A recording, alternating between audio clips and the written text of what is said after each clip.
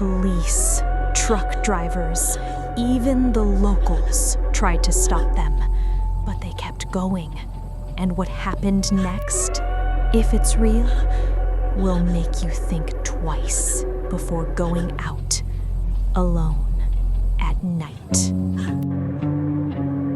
February 2022, late winter. The air was cold, slightly damp, and there was this unnatural silence hanging in the night. A small town in Oregon, almost beautiful, but at night it became something else. Darker, quieter, unsettling. That night, two friends, the road ahead, almost empty. Every now and then, distant truck headlights. And then again, complete darkness. Suddenly, woo, woo, woo. A sharp police siren cut through the silence.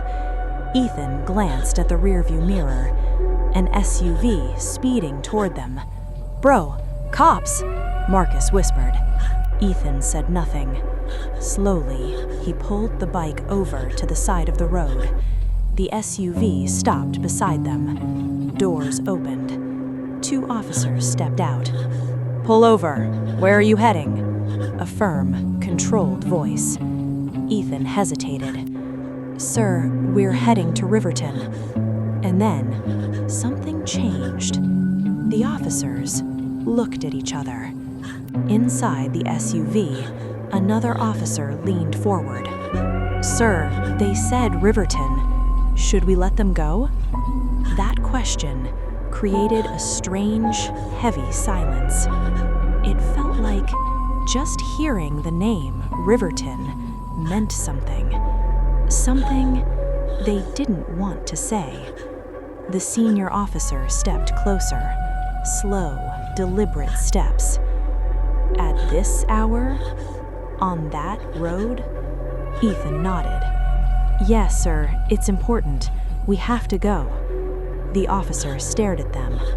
1 second. 2. Then, "Show me your IDs and stay right there." Photos were taken. IDs, the bike, their faces, everything. Then the officer leaned in, his voice lower now. "Listen carefully. If you really have to go, drive carefully." A pause. "And if someone signals you to stop," another pause. "You stop." A beat. "Do not try to run." Ethan nodded, but inside, something felt wrong. Earlier that day, everything had been normal. Their trip had a simple reason. They just wanted to see the people they loved. Ethan's girlfriend lived in a nearby town, Marcus's a few hours away. Small towns, where everyone knows everyone. So meeting wasn't easy. Sometimes they talked from a distance, sometimes just looked at each other from rooftops, and somehow that was enough. February 23rd, Marcus's girlfriend's birthday. "Bro, we have to go." Ethan agreed. They left early, 5:30 a.m. Long roads, winding hills, endless forest. By afternoon, they reached the first town, spent some time, then left again. By 6 p.m., they arrived. "Wait here, I'll be back." Marcus walked away. Ethan sat, alone, in a small park. Time passed. 1 hour, then 30 more minutes. Finally, 8:30 p.m., Marcus returned. "Let's find a motel." But just then, his phone rang. Work. His boss. "You made a mistake in the report. I need it fixed by 9 a.m. tomorrow." Silence. Marcus's face went pale. "Bro, we have to go back, now." Ethan frowned. "Now? At night?" But there was no choice.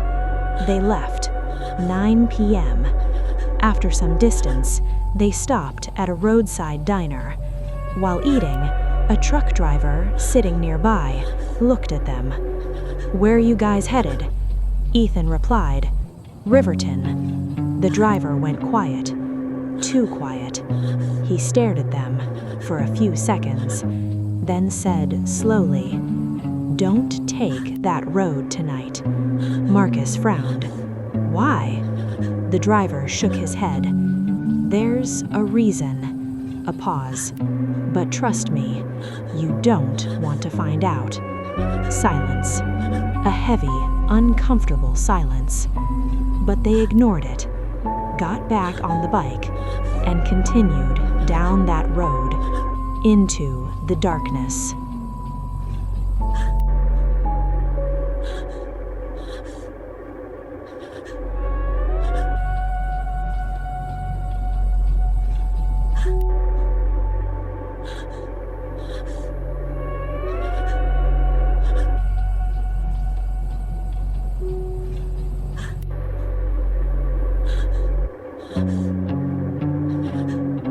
They left the diner, got back on the bike, and continued down that road.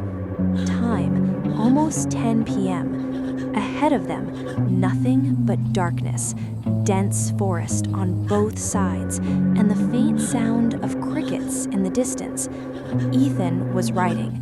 Marcus sat behind him. For a while, everything felt normal.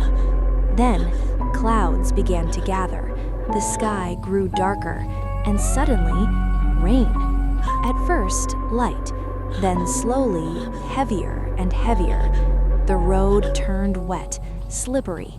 The only light, their headlight. Ethan raised his voice. "Bro, I can barely see the road." Marcus held onto him tighter. "Just keep going. There might be a gas station or a shed ahead." They rode for about 4 miles. Then, "Bro, stop. I need to use the bathroom." Ethan sighed, but pulled over. Marcus stepped off the bike and walked into the woods. The rain still falling. Ethan stayed on the bike, removed his helmet, and just stared into the rain. Something felt off. The silence was too heavy. A few minutes passed. Marcus returned. "Let's go." Ethan started the bike, but then he noticed something strange. He was completely soaked. His jacket, his jeans, everything. But Marcus was completely dry, not a single drop of water on him. Ethan frowned. "Wait, you didn't get wet?" Marcus replied, slightly annoyed. "Seriously, this is what you're thinking about right now? Just drive." His voice felt different. Ethan didn't say anything. They kept going. After a few more miles, something appeared in the headlight. Shadows. People. Around 10, maybe 15 people, standing in the middle of the road. Some of them holding sticks. Ethan slowed down and stopped. One man stepped forward. "Where are you headed this late?" Ethan replied, "Riverton." The man went quiet, then asked, "Are you alone?" Ethan frowned. "What? No, my friend's right here." The man smiled, a slow, unsettling smile. "Behind you?" A pause. "There's no one there." And in that moment, Ethan's chest tightened. Slowly, he turned his head and looked back. The seat was empty. Marcus was gone. Cold fear ran through his body. Before he could react, headlights appeared in the distance. A vehicle approached, a large SUV. It stopped beside them. The door opened, and Marcus stepped out. "Bro, why did you leave me back there?" He ran toward Ethan. Ethan was frozen. "What?" Marcus said. "At the police checkpoint, I was talking to them. You just took off. I called you, you didn't stop." Ethan couldn't process it. Then who was sitting behind him all this time? But he said nothing. Just get on. Marcus got back on the bike. They continued, but now Ethan felt it, that fear growing inside him. He didn't speak, just kept riding. After a while, the bike suddenly died. Silence, complete darkness, forest all around. Ethan muttered, "Battery's probably dead. Help me push." Marcus got down, started pushing from behind. They struggled, slowly moved uphill. Then came a slope. "All right, hop on." Marcus got on, but something was wrong. On a downhill, the bike should have picked up speed, but instead, it slowed, as if something was holding it back. And then, Marcus whispered, "Bro, someone's coming." Ethan looked into the mirror. From the darkness, a white figure slowly approaching, dragging something behind it. Ethan stopped the bike. Both of them sat still. The figure came closer, closer, until they could see it was a woman dressed in white, long hair covering her face. She walked right past them, dragging something heavy, then stopped ahead and sat down. She opened a sack and pulled out a small child's skeleton. Ethan and Marcus couldn't breathe. The woman held it gently, like a mother holding her child. Then, slowly, she began to apply turmeric onto the bones, carefully, lovingly. She took off a necklace and placed it around the skeleton's neck, and then she started crying, loud, broken, a mother's grief, so deep, so painful, even the forest felt silent. They didn't move, not even an inch, for nearly 20 minutes. Then, suddenly, she stood up. Ethan whispered, "Now, slowly." They moved forward, past her. Neither of them looked, neither dared.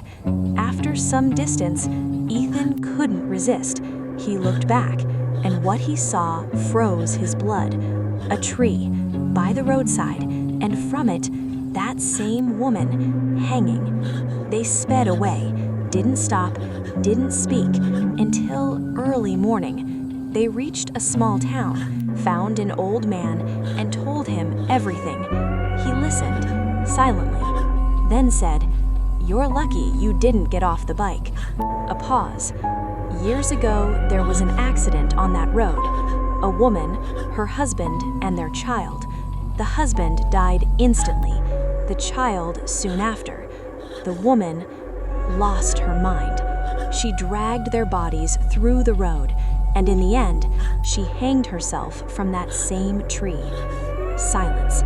Since then, she's still there, with her child, and anyone who stops never comes back. Ethan and Marcus said nothing, returned home as soon as the sun rose. But that night, that forest, and that woman's cry, they never forgot.